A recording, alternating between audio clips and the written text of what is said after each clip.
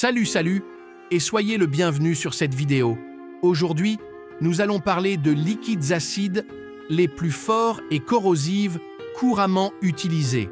Et quand je dis couramment utilisés, eh bien, je ne ferai pas allusion aux acides comme l'acide fluoroantimoniaque, qualifié d'acide le plus puissant, capable de faire pas mal de dégâts. Je compte parler des liquides acides que nous utilisons fréquemment, ou des liquides acides industriels mais dont le mauvais usage peut entraîner de graves conséquences en raison de leur forte corrosivité. Alors installez-vous et parlons-en. Découvrez leurs usages courants et précautions. Numéro 1 du classement, nous avons l'acide sulfurique. L'acide sulfurique, également connu sous le nom d'huile de vitriol, a une histoire remontant à l'alchimiste Jabir ibn Hayyan au IXe siècle. Il a été produit pour la première fois en distillant du sulfate de fer avec du charbon. Son utilisation a progressé au fil du temps.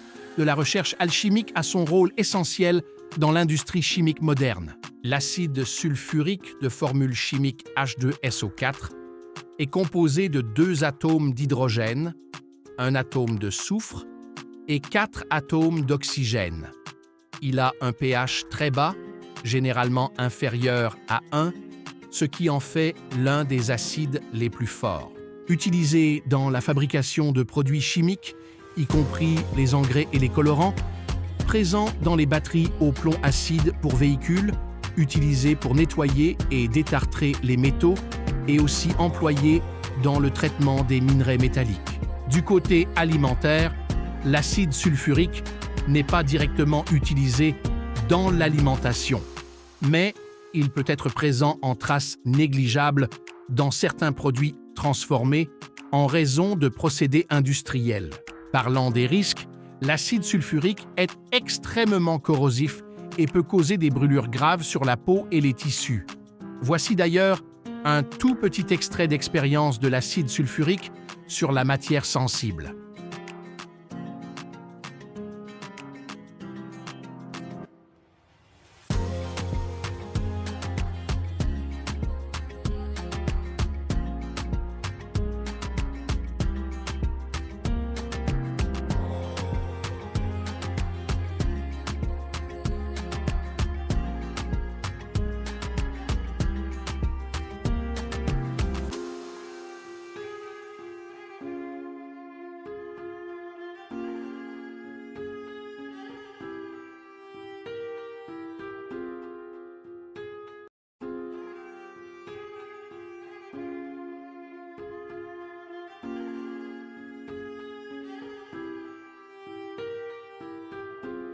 En outre, l'inhalation de ces vapeurs peut être dangereuse pour la santé respiratoire.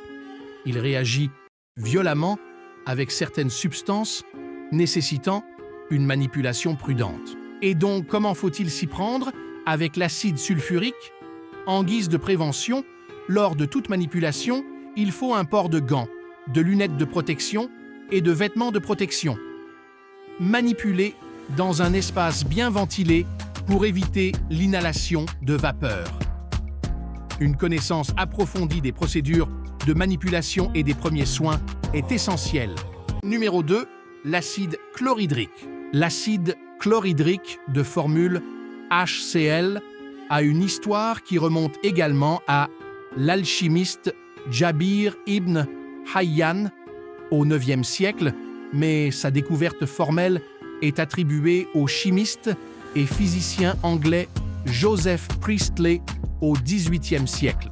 Il a été obtenu par Priestley lorsqu'il a dissous du sel commun, chlorure de sodium, dans de l'acide sulfurique. Voilà donc la combinaison mère d'obtention de l'acide chlorhydrique. L'acide chlorhydrique est composé d'un atome d'hydrogène et d'un atome de chlore. Il a un pH très bas, généralement inférieur à 1, ce qui en fait l'un des acides forts. Il est fort utilisé dans la production de chlorure de vinyle, pour la fabrication de plastique, comme les tuyaux de rattachement et beaucoup d'autres. Tout comme l'acide sulfurique, l'acide chlorhydrique est également employé pour nettoyer et détartrer les surfaces, surtout métalliques. Sa présence ne manque non plus dans de nombreuses réactions chimiques en laboratoire. L'acide chlorhydrique n'est généralement pas ajouté aux aliments. Cependant, ces sels, tels que le chlorure de sodium, communément appelé sel, que ce soit de table ou de cuisine, sont présents dans de nombreux aliments. L'acide chlorhydrique est extrêmement corrosif et peut provoquer des brûlures graves sur la peau et les tissus. Des centaines de cas de brûlures à l'acide en sont les résultats de son mauvais usage ou d'inattention. Il en va de même pour l'inhalation de ces vapeurs qui peuvent causer des problèmes respiratoires. Il peut réagir violemment avec certains métaux, d'où la prudence. S'il arrive que l'on se le prend dans une surface sensible du corps, telle que l'œil, il est fort recommandé de passer à un rinçage à l'eau propre sur une durée d'environ 15 minutes si c'est hyper grave. Ainsi donc, pour toute manipulation, il faut s'assurer d'être dans un environnement sécurisé, se protéger avec des gants et une combinaison si nécessaire. La conservation doit se faire dans des contenants résistants à l'acide. Numéro 3, l'acide nitrique. L'acide nitrique a pour formule brute HNO3. Il a une histoire riche remontant à l'alchimiste médiéval Albert le Grand au 8e siècle. Mais son processus de synthèse a été perfectionné par le chimiste arabe Jabir ibn Hayyan. Jabir ibn Hayyan est donc un pion de la chimie. Au fil des siècles, l'acide nitrique a joué un rôle clé dans la chimie et la métallurgie, c'est-à-dire la fabrication des métaux et la mise au point de leurs divers usages. Il est composé d'un atome d'azote, 3 atomes d'oxygène et un atome d'hydrogène avec un pH bas compris entre 2 et 0. Je rappelle que moins le pH est bas, plus le liquide est acide. Utilisé dans la production d'engrais, de colorants et surtout d'explosifs. Et oui, il est fort utilisé pour la production des explosifs. En réaction de combustion sans protection, l'on s'expose à des blessures graves à cause des détonations qui pourront se produire. En outre, s'il arrive que l'on par mégarde avale une goutte, il est fort recommandé de faire appel à un centre de santé ou de s'y rendre. Tant que la personne reste consciente et que son cœur bat encore, rien n'est perdu. L'acide nitrique n'est généralement pas ajouté aux aliments.